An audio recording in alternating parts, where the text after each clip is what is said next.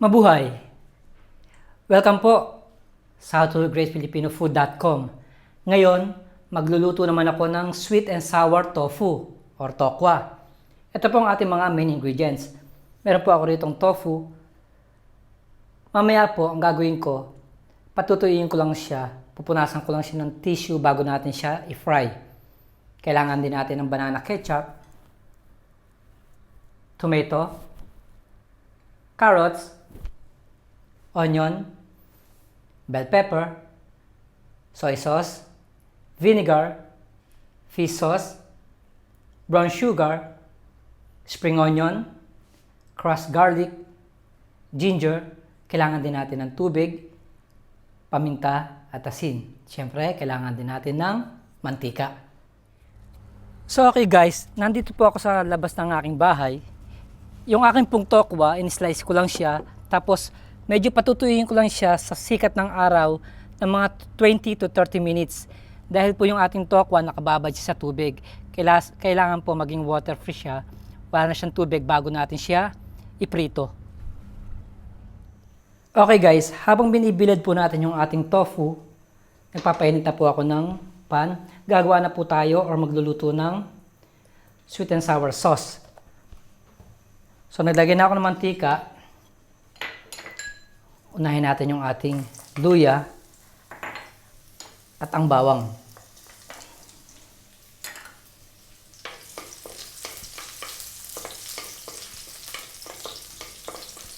So hindi ko na papatagalin pa, hindi na natin siya susunugin o lulutuin na maigi. I-add ko na rin yung ating carrots.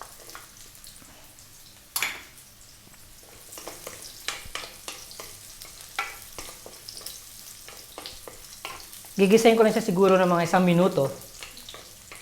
Tapos po, pupunta tayo sa ating next step. Okay na yung ating carrots. Sibuyas naman. Bell pepper. At ang kamatis.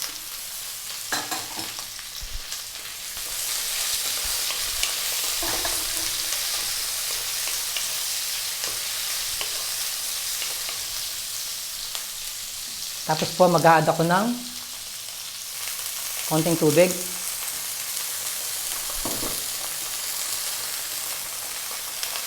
Soy sauce.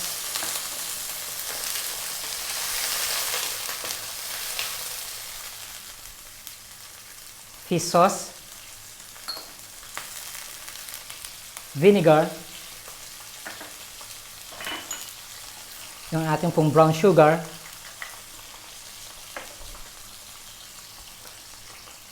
Paminta at asin, spring onion, at ang ating ketchup.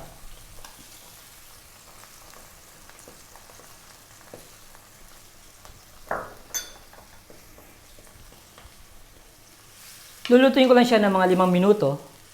Tapos po, set aside ko siya.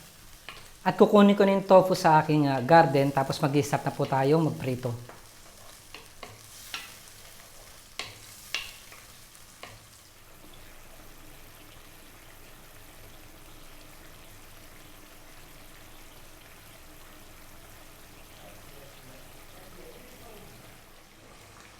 Ayan po, luto na po yung ating sweet and sour sauce. Gagawin natin, set aside ko lang siya. Maglalagay ako ng panibagong pan. Siyempre, maglalagay na ako ng maraming mantika. Mag-i-start na po tayo magprito ng ating tofu.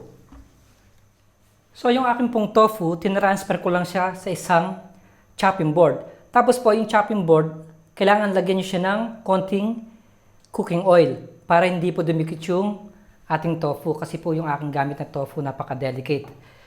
Ngayon, madali siyang sandukin o kunin.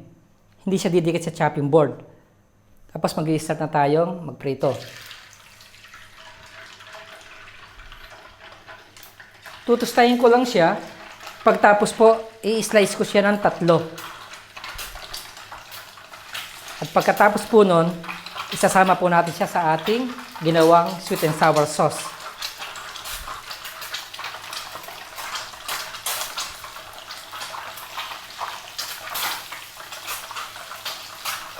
So nakikita naman ninyo, napakadali lang. Kung hindi po ninyo nilagyan ng oil yung chopping board, didikit po yan.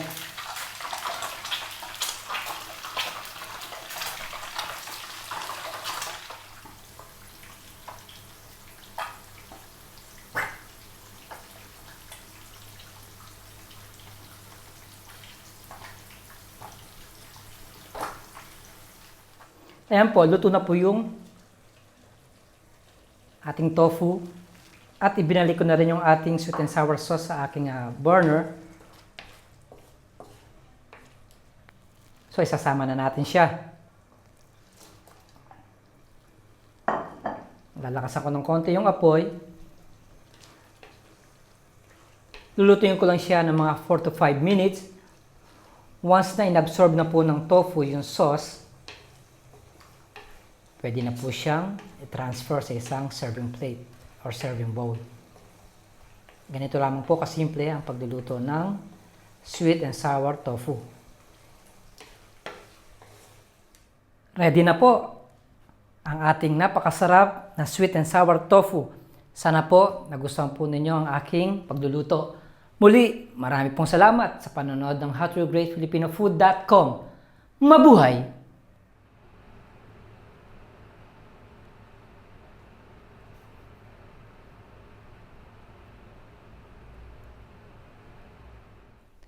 Mabuhay! Siguro po nare-recognize niyo yung boses na yon. Ako nga po pala si June, yung voice behind sa howtogreatfilipinofood.com. Maraming salamat po sa pagsubaybay sa aking mga followers, subscribers sa aming channel. Dati po, naalala ko pa, sabi ng boss ko, maka 1 million views lang kami, hahalikan niya raw ako. Pero ngayon, nasa 100 million views na po kami, kaya napakasayo po namin ng aking boss dahil na-reach namin yung 100 million views. Kaya nagpapasalamat po ako sa inyo, sa aming mga viewers, sa mga nagko-comments, good or bad comments, okay lang po yun, natural lang po yun. Kaya sana po, tuloy-tuloy po ang pagsubaybay ninyo sa aming channel, sa howtogreatfood.com, howtogreatfilipinofood.com. Napakatagal na panahon na namin ginagawa ito. I think mga 7 years na. Pero continuous lang, consistency lang, ika nga. Kaya na-reach namin itong 100 million views. Kaya nagpapasalamat ako sa inyo. Sana walang bibitaw at mabuhay.